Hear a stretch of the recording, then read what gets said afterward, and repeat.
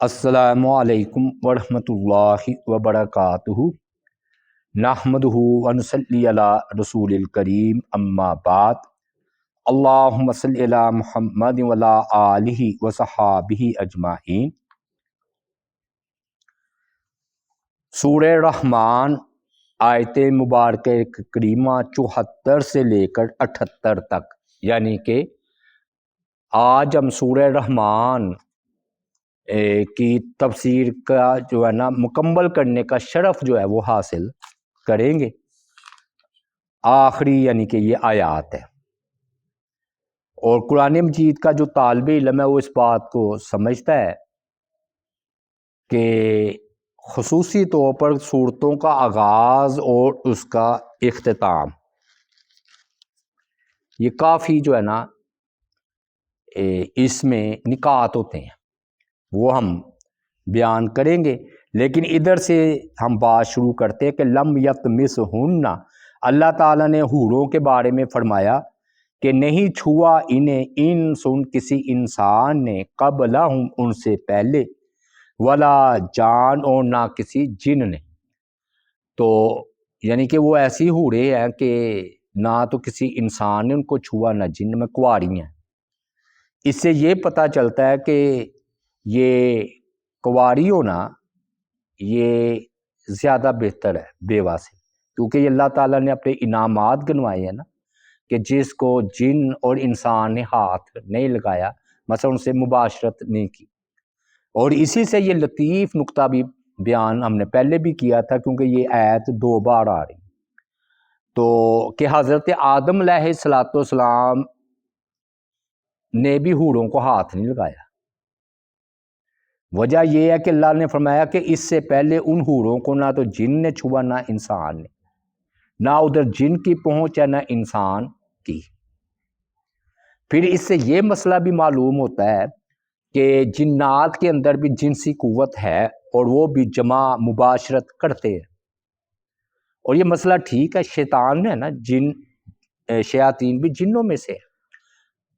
اور حتیٰ کہ حدیث میں آتا ہے کہ اگر کوئی اپنی بیوی کے پاس جاتا ہے اور اللہ کا نام نہیں لیتا تو شیاطین اس جماع میں مباشرت میں شریک ہو جاتے ہیں، شرارتی بچہ پیدا ہوتا ہے، عام طور پر کہتے ہیں شیطانی بچہ ہے، کہتے ہیں نا۔ تو وہ چونکہ مسلمان نہ تو مباشرت کے جو ہے نا اصول قواعد اسلامی اس سے آگاہ ہی نہیں، تو اس لیے فرمایا کہ لم یطمثہن انس قبلہم ولا جان، اور نہیں چھوا انہیں کسی انسان نے ان سے پہلے اور نہ کسی جن نے۔ اور یہ بھی مسئلہ سمجھ لیں کہ ادھر جن کا جننیوں سے نکاح ہوگا جنت میں، اور حوروں سے بھی،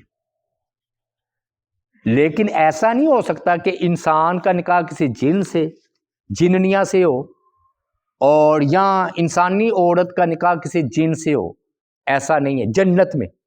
یعنی کہ وہاں پر انسانی مرد اور انسانی عورت، ادھر انسانی جن اور انسانی جو ہے نا انسانی مرد اور انسانی عورت، اور ادھر جن بھی مرد اور جنیا عورت، ان کی آپس میں شادی ہوگی۔ فَبِأَيِّ آلَاءِ رَبِّكُمَا تُكَذِّبَانِ، تو کون سی نعمتوں کو اپنے رب کی تم دونوں جٹلاؤ گے۔ مُتَّكِئِينَ عَلَىٰ رَفْرَفٍ خُضْرٍ وَأَبْقَرِيٍّ حِسَانٍ، تکیہ لگائے ہوئے ہوں گے قلینوں پر، سبز اور نادر خوبصورت۔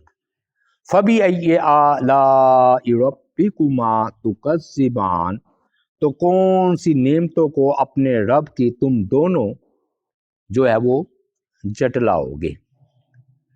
اب ادھر پہلا لفظ آیا کہ تکیہ لگائے ہوئے ہوں گے رفرفن، رفرفن قلینوں کو کہتے ہیں، یعنی کہ بستروں پر قلین بچھے ہوں گے یا فرشوں پر،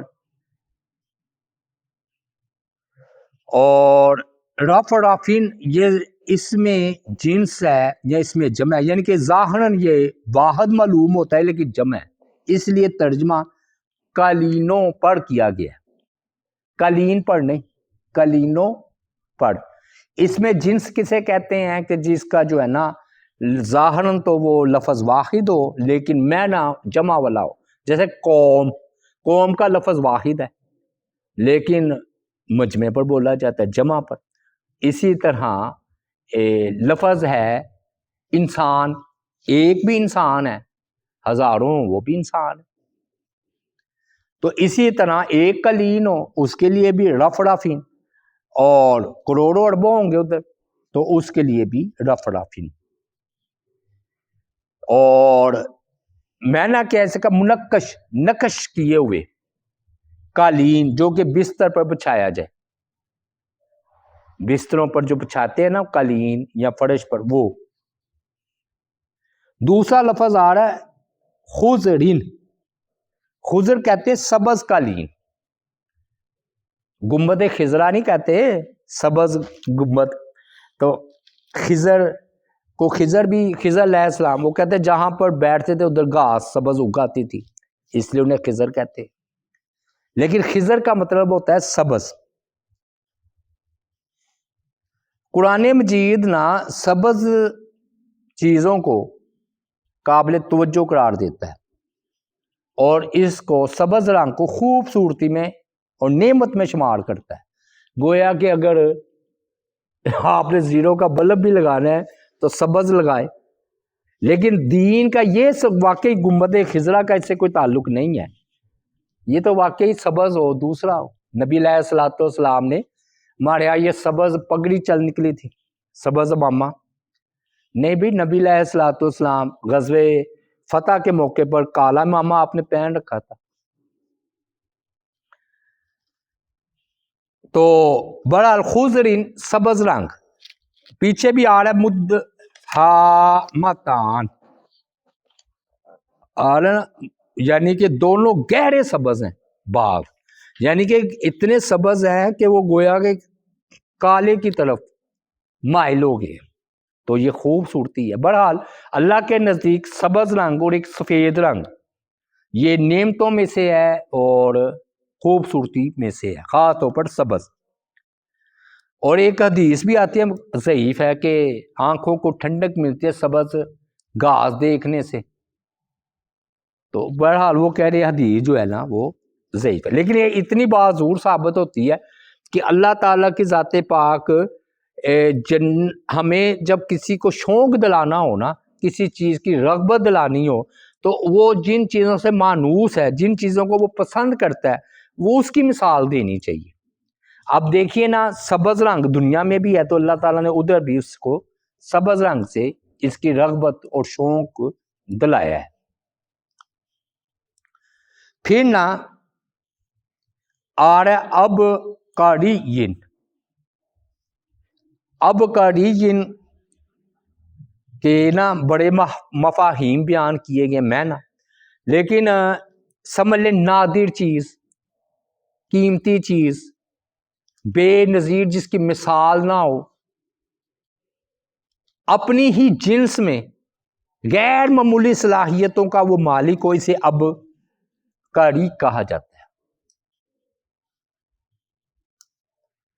یعنی کہ جنت میں نا ہر نعمت بے نظیر، بے مثال، نادر ہوگی، لیکن یہ قالینوں کے بارے میں آ رہا ہے جو سبز قالین ہے وہ تو بڑے نادر، قیمتی، اس کی تو مثال ہی نہیں ہے۔ ایسے قالین ہوں گے جن پر وہ تکیہ لگائے ہوئے بیٹھے ہوں گے۔ ویسے بھی حدیث میں آ رہا ہے کہ جنت میں ایسی نعمتیں ہیں نہ کسی کان نے سنی، نہ آنکھوں نے دیکھی، نہ دل میں کسی کا خیال کا گزر ہوا۔ تو اب دیکھیے حضرت عمر رضی اللہ تعالیٰ عنہ کے لیے بھی یہ الفاظ آئے اب کری کے، ان کی فضیلت میں۔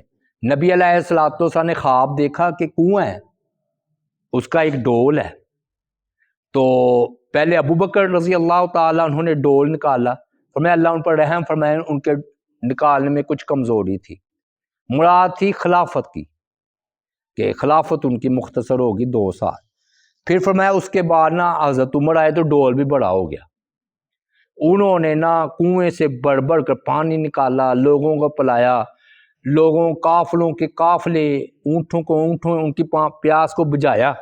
اور ادھر الفاظ ہے کہ میں نے عمر جیسا اب کری نہیں دیکھا، یعنی کہ عمر نادر بے مثال ہے اور غیر معمولی صلاحیتوں کے مالک ہیں۔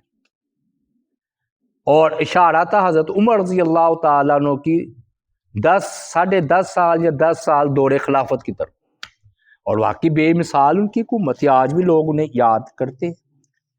تو اب کری یعنی کہ اپنی ہی جو ہے نا نادر، بے مثال، بے نظیر، غیر معمولی، ہٹ کر اس کو کہتے ہیں۔ حتیٰ کہ نا جو افسانے نہیں تیار کرتے کہانیاں، وہ نا جنوں کے شہر کو بھی کہتے تھے اب کری، بلکہ پرستان، پریوں کا شہر، یہ عرب میں بھی تھا اب کری جہاں پر پریاں رہتی ہیں، اور پریاں پوریاں رہتی کوئی نہیں ہے، یعنی کہ یہ جھوٹی کہانیاں ہیں افسانوی۔ یاد رکھیے انسان نے دنیا میں شہر، ملک آباد کی ہیں،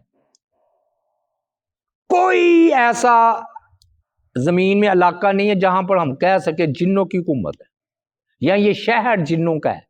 یہ کہانیوں میں ہے، حقیقت میں فی الارض خلیفہ، انسان زمین پر خلیفہ واقع ہوا ہے۔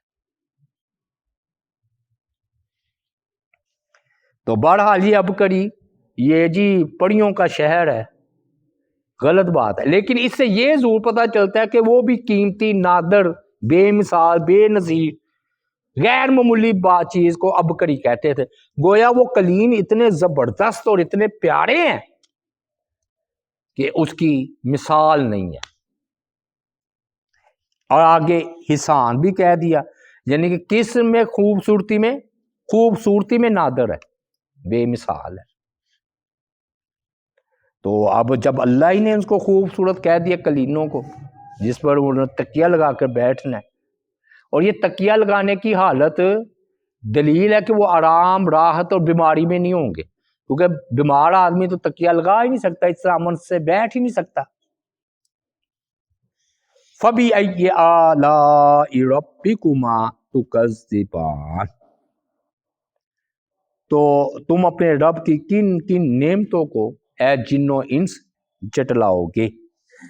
اب لو جی آخری یہ آیت مبارک کریمہ ہے، تبارک اسم ربک ذی الجلال والاکرام، بہت بابرکت ہے نام آپ کے رب کا جو بزرگی والا ہے اور عزت والا ہے۔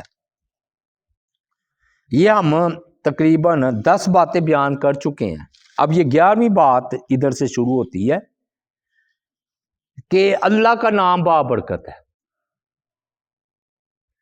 تو مفسرین کرام نے کہا کہ جس کا نام میں اتنی برکت ہو وہ ذات کتنی بابرکت ہوگی، یعنی کہ اللہ کے نام میں اتنی برکت ہے نا، تو وہ ذات کتنی برکت والی ہو، سبحان اللہ۔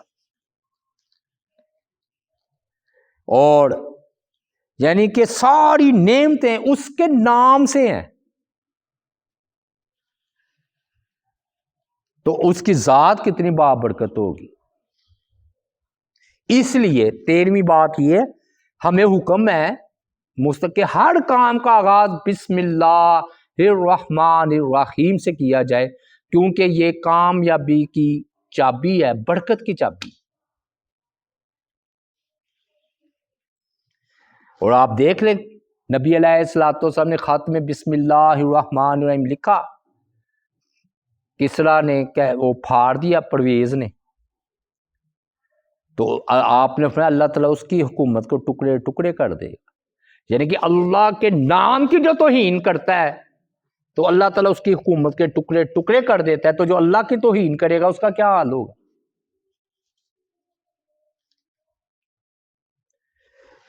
15ویں بات یہ ہے کہ برکت اور چیز ہے، کثرت اور چیز ہے۔ بد قسمتی سے ہم کثرت کی طرف چلے گئے ہیں، برکت ہمارے گھروں سے روٹھ گئی ہے۔ اسلام ہمیں کہتا ہے کہ برکت حاصل کرو، بسم اللہ کے سے برکت حاصل کرو۔ کثرت اور چیز ہے، ٹھیک ہے کثرت ہو، اس میں کوئی ممانعت نہیں، لیکن کثرت با برکت ہو، اور تھوڑی چیز ہو با برکت ہو، وہ ٹھیک ہے، لیکن کروڑوں روپے ہیں وہ برکت ہی نہیں اس میں۔ تو اسلام نے ہمیں برکت کی تعلیم دی ہے، کثرت کی اتنی تعلیم نہیں دی، اور ہم کثرت کے پیچھے بھاگ رہے ہیں، برکت ہم نے چھوڑ دی ہے۔ اور حلال تھوڑا ہو اس میں برکت ہے، اور حرام کثیر ہو اس میں برکت نہیں ہے۔ اب دیکھ لیے نبی علیہ الصلوۃ والسلام کی ظاہری طور پر دنیا آپ پر کشادہ نہیں تھی، آپ نے فقیرانہ فقر کو پسند کیا ہے، تو دنیا کی کثرت آپ کے پاس نہیں تھی، لیکن برکت تھی آپ کے گھر میں، بلکہ برکت آپ ہی سے تو وابستہ تھی، آپ کی ذات با برکت ہے، کیونکہ جس کا تعلق اللہ سے جڑ جائے، بسم اللہ سے جڑ جائے، حتیٰ کہ اس کے نام سے جڑ جائے، وہ با برکت ہو جاتا ہے۔ تو ہر نبی با برکت ہے۔ حضرت عیسیٰ علیہ الصلوۃ والسلام نے کیا فرمایا تھا؟ اینا مبارک، میں جہاں بھی رہوں اللہ نے مجھے با برکت بنایا، اور جب وہ آئیں گے تو کتنی برکت ہوگی۔ تو انبیاء با برکت ہوتے ہیں۔ اور اللہ تعالیٰ کا نا فرمایا نام، تو اللہ کا ایک نام ہے اور ایک اس کی صفات ہے۔ تو اللہ کا نام جو ہے نا، اللہ کا، تو یہ جو ہے نا اس میں ذات اللہ کا نام ہے اللہ، اور یہ صفات ہے۔ لیکن میں نے بتایا تھا کہ قرآن مجید کا طالب علم اس بات کو جانتا ہے کہ قرآن مجید کا نا ابتدا اور اختتام سورت کی بڑی پیاری ہوتی ہے۔ اصل میں ادھر کیا آ رہا ہے؟ تبارک اسم ربک، بڑی سننے والی بات ہے، سننے والی، کہ بہت بابرکت ہے نام آپ کے رب کا، یہی کہا ہے نا۔ تو مراد کیا اللہ؟ نہیں، اللہ نہیں، صرف اللہ اور رحمان دونوں۔ کیوں؟ کیونکہ یاد رکھیے اللہ کا نام اور رحمان کا نام یہ گویا مترادف ہے، سمجھ لیں یہ مسئلہ۔ یعنی کہ رحمان ہم کسی مخلوق کا نام نہیں رکھ سکتے، یہ ایسے ہی ہے جیسے کسی کو اللہ کہنا، اس لیے عبداللہ اور عبد الرحمان یہ دو اللہ تعالیٰ کو پیارے نام ہیں۔ اور آپ دیکھ لیں آغاز میں فرمایا الرحمن، اور ادھر فرمایا تبارک اسم ربک، ادھر بھی رحمان ہی مراد ہے۔ میں بات سمجھا پایا کہ نہیں؟ بات سمجھ میں آئی کہ نہیں؟ یعنی کہ عام طور پر ذہن ادھر جاتا ہے کہ بہت بابرکت ہے نام آپ کے رب کا، اور وہ کون ہے؟ اللہ۔ اللہ وہ بھی ٹھیک ہے، توبہ نعوذ باللہ، ہم اس کا انکار نہیں کریں، لیکن اللہ اور رحمان گویا کیوں یہ خوبصورت پھر نقطہ حاصل ہوگا کہ اللہ تعالی کے رحمان، سورہ رحمان کی ابتدا بھی الرحمن سے ہے اور انتہا بھی الرحمن سے ہے، یعنی کہ یہ بات پھر جڑ جائے گی۔ بعد میں سمجھا پایا؟ یہ ہے۔ تو اب آگے آ رہا ہے جی ذوالجلال، ذوالجلال آ رہا ہے نا نام، بزرگی والا۔ اب اس میں نا کہتے ہیں اللہ تعالیٰ کی دو صفات ہے، جلالی اور جمالی، جس میں غصے، انتقام، غضب کا اظہار ہو، وہ جلال والی صفات ہے، اسے کہتے ہیں جلالی صفات، تو اللہ جلال والے ہیں۔ اور ایک اللہ تعالیٰ کی جمالی صفات، رحمان، رحیم، غفور، معاف کر دینا، یہ اللہ تعالیٰ کی جمالی یعنی کہ پیار محبت والی جو ہے نا اللہ تعالیٰ کی صفات ہے۔ اور ایک ہے انتقام لینے والی، غصہ کرنے والی، ہاں جی، تو یہ اللہ تعالیٰ کی جلالی ہے۔ تو جلال اللہ تعالیٰ کا کافروں کے لیے ہے، اور جمال اللہ تعالیٰ کا مومنین کے لیے ہے۔ تو اللہ تعالیٰ کی دونوں صفات آ گئی۔ اور اس سے یہ بات معلوم ہوئی کہ اس صورت میں دونوں کا ذکر ہے، جہنم کا بھی آیا نا ذکر، آیا نا، اور جنت کا بھی ذکر آیا۔ تو جہنم کا ذکر آیا تو وہ ذوالجلال ہے، اور جنت کا ذکر آیا تو وہ اکرام ہے۔ ٹھیک ہے نا؟ یعنی کہ دیکھیں قرآن مجید کی صورت کا اینڈ میں نے بتایا بڑا زبردست ہوتا ہے، غور کریں کتنی یہ گہرائی میں جا کر یہ آیت ہے، اور ابھی ہم بتائیں گے اس کے فوائد بھی۔ اور رسول اللہ صلی اللہ علیہ وآلہ وسلم نے فرمایا جلال کے حوالے سے فرمایا جو سفید بالوں والا ہے اس کی عزت کرو، اور حامل قرآن یعنی کہ جو قرآن مجید کا علم جس کو ہے یا قرآن مجید کا حافظ ہے اس کی بھی عزت کرو، جو قرآن مجید میں غلو نہ کرو، صحیح یعنی قرآن و سنت کے مطابق جو تفسیر کرتا ہو سنت کے مطابق، اور عادل حکمران فرمایا اس کی بھی عزت کرو۔ اور جلال کے حوالے سے ادھر میں نے بتایا تھا کہ فبی ای آلاء ربکما کا تکذبان کا ترجمہ عام طور پر نعمت کیا جاتا ہے، جلال نے آ کر بتایا نا کہ قدرت بھی ہے، اور یہ ٹھیک ہے اللہ تم اپنے رب کی کن کن قدرتوں کو اور کن کن نعمتوں کو تم جھٹلاؤ گے۔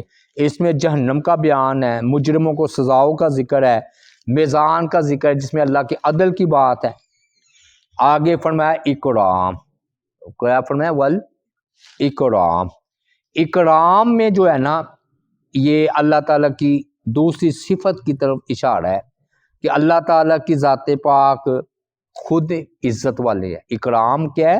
عزت والا۔ اللہ تعالیٰ کی ذات پاک جو ہے نا وہ عزت والی ہے، اور دوسروں کو بھی عزت دینے والے ہیں، بلکہ اللہ اور اس کے رسول اور مومنین ہی کے لیے عزت ہے۔ آج آپ دیکھ لیں ہم صحابہ کرام کا، ابو بکر کا، عمر کا کس طرح ہم احترام اور عزت کرتے ہیں، تو یہ عزت جو ہے وہ اللہ تعالیٰ کے ساتھ وابستہ ہے۔ اس میں اشارہ ہے کہ پیچھے جنت کا بیان تھا نا، تو یاد رکھیے ہر جنتی عزت والا ہے، جس کو اللہ تعالیٰ نے جنت میں داخل کر دیا وہ عزت والا ہے، اور جس کو اللہ تعالیٰ نے جہنم میں داخل کر دیا اللہ نے اس کو ذلیل اور رسوا کر دیا۔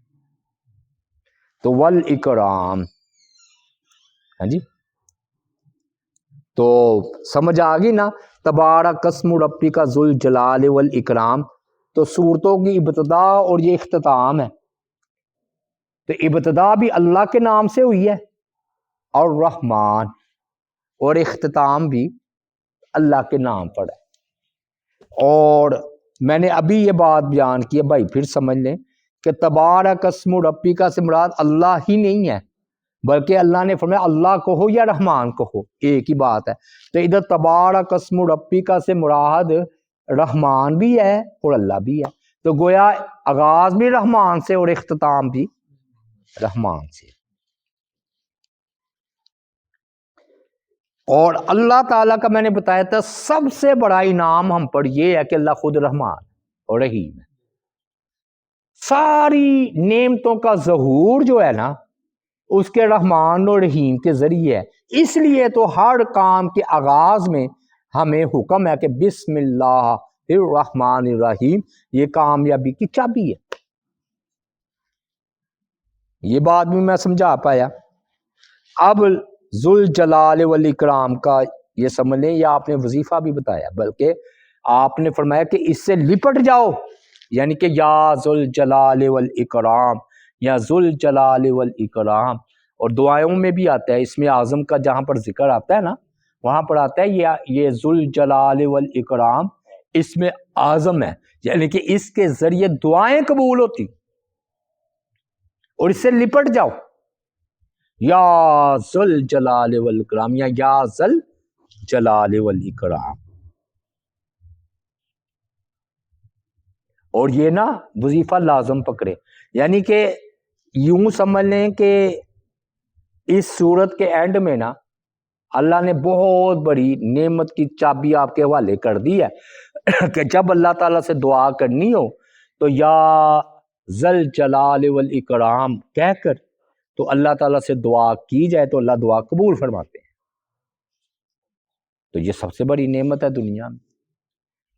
سمجھ؟ اور نبی اکرم صلی اللہ علیہ وآلہ وسلم ہر نماز کے بعد یہی کہتے تھے اللہم انت السلام ومنک السلام تبارکت یا ذل جلال والاکرام. دو یہ آپ کا عمل تھا ہر نماز کے بعد. اس لیے میں نے کہا یہ صورت نعمتوں والی ہے. تو یہ بہت بڑی نعمت، چابی، دعاؤں کی قبولیت کی چابی اللہ تعالیٰ نے آپ کو دے دی ہے. اب ایک اہم بات کہ آغاز کیا اللہ تعالیٰ نے سورہ رحمان کا رحمان سے اور اختتام کیا ہے ذل جلال والاکرام سے. ٹھیک ہے، اس میں اشارہ ہے کہ اللہ تعالیٰ کا جلال ہے، لیکن اللہ تعالیٰ کے جلال کے پیچھے رحمان ہونا ہے. ہر وہ پیار یا وہ جلال بڑی عظمت والا ہو جاتا ہے جب اس کے پیچھے پیار ہو. تو اللہ تعالیٰ پیار والے بھی ہیں، جلال والے بھی، اور اکرام والے بھی. سمجھ آ گئی؟ ایک آپ ڈرتے ہیں کسی کے جلال سے، جیسے توبہ نعوذ باللہ وحشی جانوروں کا، درندے کا خوف، وہ نہیں اللہ تعالیٰ سے. اللہ کا جلال محبت لیے ہوئے ہے. یہ ایسے ہے جیسے ہم اپنے ماں باپ سے ڈرتے ہیں، باپ سے. باپ کا ایک جلال ہے اور جلال کے پیچھے محبت ہے. بندہ پہلوان سے نہیں ڈرتا، اس سے ٹکرا جاتا ہے. اور اپنے استادوں سے محبت بھی کرتا ہے اور ان کا جلال بھی دل میں ہوتا ہے نا. تو یہ اللہ تعالیٰ کا یعنی کہ رحمان اور جلال، یعنی کہ اور یہی سورہ فاتحہ میں ہے. پہلے ہے الرحمن الرحیم، پھر فرمایا مالک یوم الدین. اب ایک اہم بات یہ نا، اس میں نا کچھ آیات کی تکرار ہے. فَبِأَيِّ آلَاءِ رَبِّكُمَا تُكَذِّبَانِ کی تو 31 یا غالباً 33 بار تکرار ہے. اتنی بار 78 آیات ہیں، اس میں سے آپ دیکھ لیں کہ 31 یا 33 بار اس کی اتنی بار تکرار ہوئی ہے. لیکن یہ جو ہے نا تبارک اسم ربک ذی الجلال والاکرام، اس کی بھی تکرار ہوئی ہے. یہ 2 بار آیا سورہ رحمان میں. آیت نمبر 27 دیکھیں.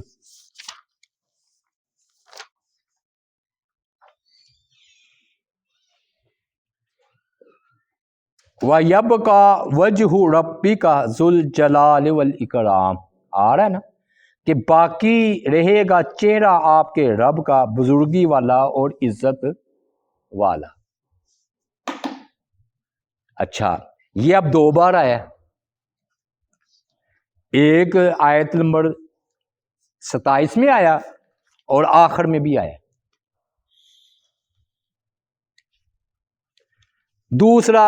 دوسری آیت جو 2 بار آئی ہے وہ ہے لم یطمثہن انس قبلہم ولا جان.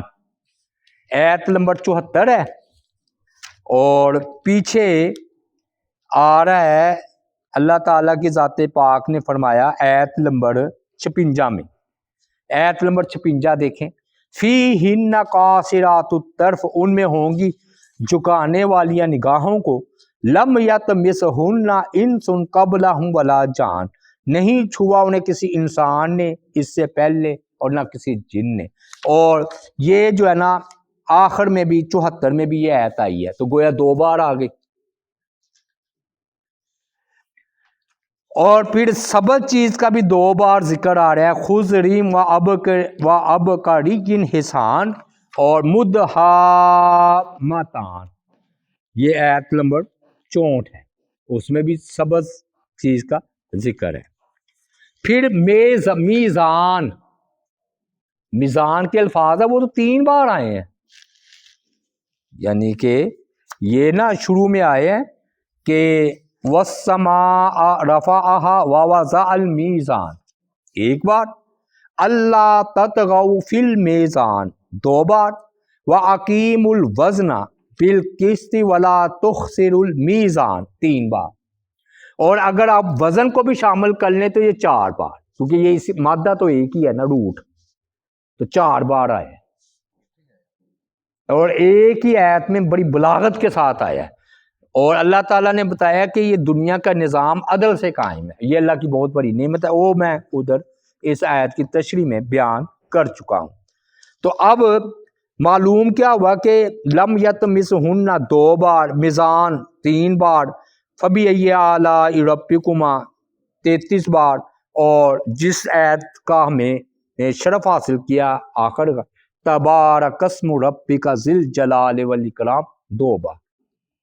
تو معلوم کیا ہوا تکرار عیب نہیں ہے اگر اس سے فوائد حاصل ہو، اور علماء لکھتے ہیں کہ تکرار سے علم پختہ ہوتا ہے، جتنی یہ صرف دہرائی جاتی ہے نا، رٹا لگایا جاتا ہے، تو اتنا ہی علم جو ہے وہ پختہ جو ہے وہ ہوتا چلا جاتا ہے۔ تو اللہ تعالیٰ سے جی دعا ہے اللہ تعالیٰ عمل کی توفیق عطا فرمائے۔ وما علینا الا البلاغ المبین۔